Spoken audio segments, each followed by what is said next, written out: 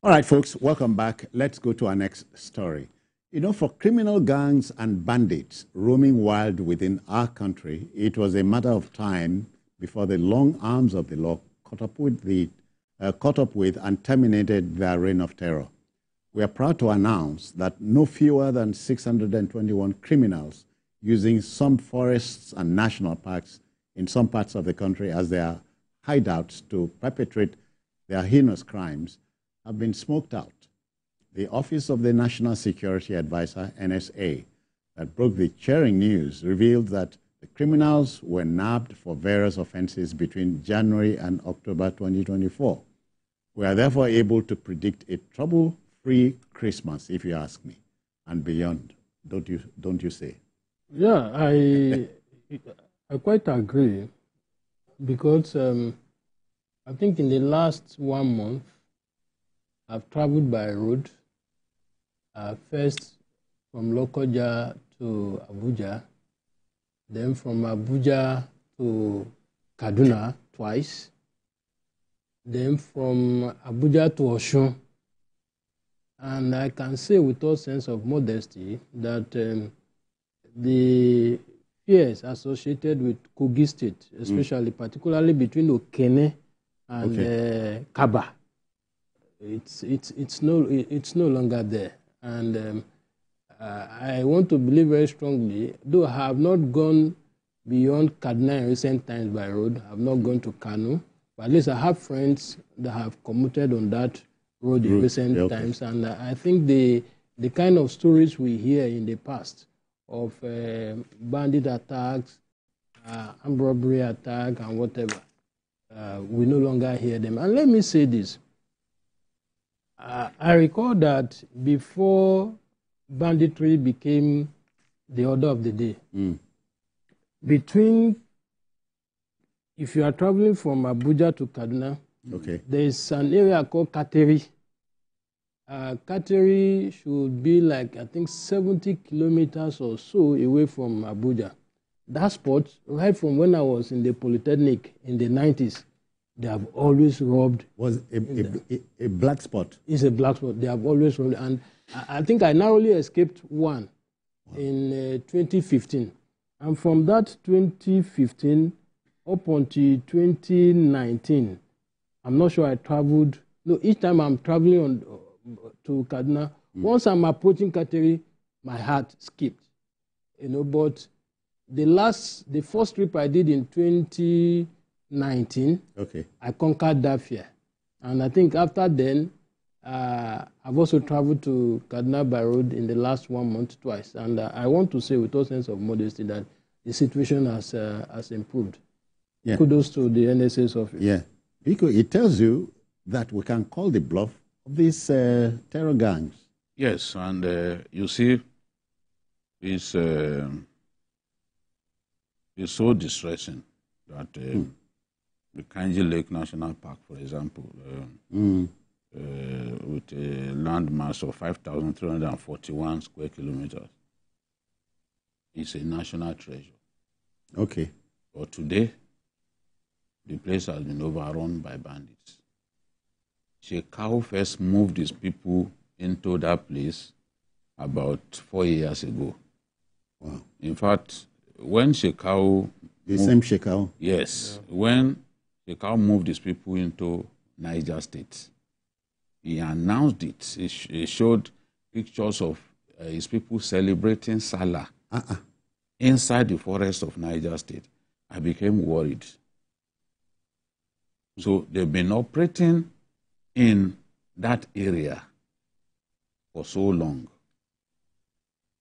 So my fear is, okay, after raiding the Kainji Lake National Park and some of the parks, what are we doing next? Because one thing I know is that you cannot keep the troops permanently in that place. And the place is so large that you really cannot keep troops there, enough troops there to police the area. We are talking about a forest that stretches into Benin Republic. Ooh. Yes. part of Oyo State and into Benin Republic. So some of these forests are so large that policing them is a big problem. Look at Rugu Forest in Katsina, for example. It takes you all the way to Niger Republic. It has been an avenue through which these boys receive weapons from the black market. Because of the fighting in Burkina Faso, in Mali, you know, through Niger Republic, weapons are funneled into our country. We've got to do something about Rugu Forest because for so long, the bandits in Zamfara and Katsina, they found the Rugu Forest a fortress. Yes. Yeah. Because for so long we left those forests unattended. It's the same thing that happened with Sambisa. Sorry, may I quickly ask about Yankari, the game reserve? Yes, that's in Bauchi. Bauchi, okay. It's not part of what we are talking about. Okay. It's the Kainji Lake National Park in Niger State. You know, it used to be part of Kwara. Yeah. You know, but today it's in Niger State. It's a place where bandits have occupied and they are terrorizing our people. Of course, Niger is the largest state. Yes, it has the largest. It's the largest state. It has the largest local government. Yeah. Bogu is the largest local government in Nigeria at more than 10,000 square kilometers. Ooh. Bogu is bigger than all of the states of the southeast except Enugu State. Just one local government. You don't say. It's bigger than each of the states of the southeast except Enugu State. So this is the situation that we find ourselves.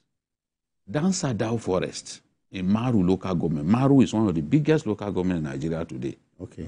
That was where Buarindaji was killed. Till tomorrow, bandits have been using that place as a launching pad to attack our troops. And we have other forests that we still need to clean up. Bayanrua in Zamfara State. Okay. Bandits have been using it for years. So how do we protect, how do we keep this forest safe? It's a very big problem. But I know that ultimately the armed forces, under the leadership of General Christopher Musa and the direction of the National Security Advisor, we will see changes. He's talking about Kaduna, for example. The kind of stories we used to hear about Kaduna. You no longer hear those stories. Okay. Security has improved. Yes, we still hear about pockets of kidnappings and all. Look at how many kidnap cases that in the last few months the government, the armed forces have addressed. And even rescued people, especially in Kaduna State.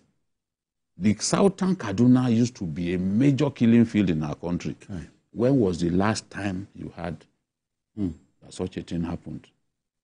In Plateau State, during the Yuletide last year, people were routinely slaughtered in Mangu. When was the last time? People don't know some of these things. The people do not know that improvement has happened because they do not track developments. Yeah. But when they see occasional kidnapping, they are happy to make a noise about it. I listened to former vice president talking about insecurity, startling. What you cannot deny is the fact that today, Kaduna-Abuja highway, which used to be the most dangerous highway in our country, people even travel at night now. When was the last time we had report of kidnapping on Kaduna-Abuja highway? Because some of these, you can't deny the fact that those things are not happening. When was the last time that we read that Boko Haram attacked an army base in the northeast and overran the army base? Yeah. There was a time that every week here we were talking about it. So there are changes that we see, improvements that have happened. We can only encourage the armed forces, encourage the leadership of the armed forces to step up their interventions in all of these dangerous areas and rid our forests of these undesirable elements who are using those forests to attack our people. So I know that it's still work in progress because it's not easy to police all of those major forests. Look at Sambisa now, more than 60,000 square kilometers. How do you police Sambisa that runs through a number of states? Yeah. You know, apart from I think Taraba, spills into Cameroon. Apart from Taraba in the northeast, okay, all other states, Sambisa passes through them, including Bauchi. So how do you police that whole area? It's not easy, but we'll keep encouraging our troops to keep doing their best. Ishmael, we cannot but thank the NSA, National Security Advisor, and his officers, you know.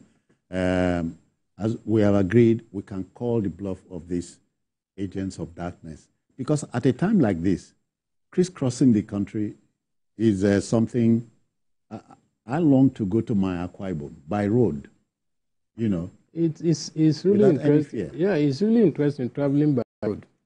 And I want to, talking about what to do, how to police these forests, I believe very strongly that the current campaign by the governors and some critical stakeholders, that we should take a look at the establishment of state police, probably be one of the solutions to this. Because I hear many governors have said yes. Yeah, because I say with all sense of modesty that the successes recorded against Boko Haram in Borno were made possible with the support of civilian JTF. Yes. And so that has, for me, that has proven that with the collaboration of, if we have some of these actors, homegrown, call them state police, call them whatever name you want to call them, it will help in securing this baby. Because and we have Amotekun too, doing well in the southwest. Look at talking about our forests, the Kamuku Game Reserve around the Briningwari area, okay, which is I think about 430 square meters. That too, they suspend research and activities there since 2021 because of insecurity. You know, so I think our leaders must look in the direction of this issue of state police. Yeah, BK, we must rub this in. People, Nigerians volunteering intel, you know, information to the security agencies. Actionable intel. That's it. And then protecting the sources. Yes. Because when people express diffidence over giving information, there's a reason for it. No, it doesn't really help. And I believe that allied to that is the need to leverage on technology. Yeah. It's unfortunate. Gadgetry and all that. Yes, and infrastructure has to improve to also help us defeat insecurity. Yeah. Look at what happened in Kaduna when those students were kidnapped.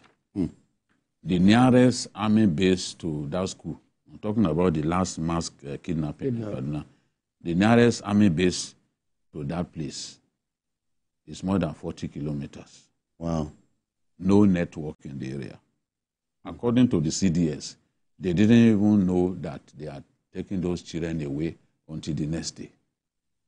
So by that time, the horses have bolted from the stable.